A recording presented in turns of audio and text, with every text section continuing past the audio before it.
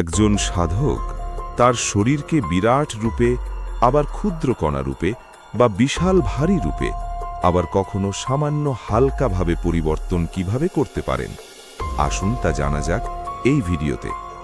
শুধু ভিডিওটির সঙ্গে থাকবেন। অষ্টসিদ্ধি হল হিন্দু আধ্যাত্মিক দর্শনে বর্ণিত 8টি বিশেষ অলৌকিক ক্ষমতা, যা কঠোর যোগ সাধনা, তপস্যা ও ঈশ্বরের কৃপায় অর্জিত হয় বলে মনে করা হয়।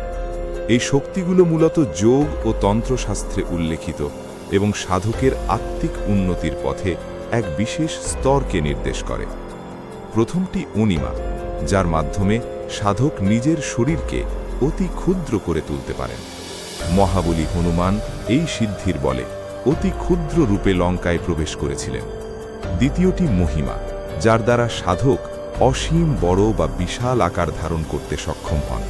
তৃতীয়টি লঘিমা, এই শক্তিতে শরীর অত্যন্ত হালকা হয়ে যায়, ফলে আকাশে ভেসে থাকার মতো ক্ষমতা অর্জিত হয়।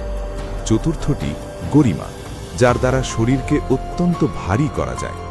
পঞ্চম সিদ্ধি প্রাপ্তি, এর মাধ্যমে সাধক যে কোনো বস্তু বা স্থানে সহজেই পৌঁছতে পারেন, এমনকি দূরের জিনিসও কাছে আনতে পারেন। ষষ্ঠটি প্রাকাম্য, যার দ্বারা সমস্ত ইচ্ছা পূরণ করার বা সবকিছু উপলব্ধি করার ক্ষমতা লাভ হয়। সপ্তমটি ঈশিত্ব, এটি প্রকৃতি ও জীবজগতের উপর নিয়ন্ত্রণ প্রতিষ্ঠার শক্তি দেয়।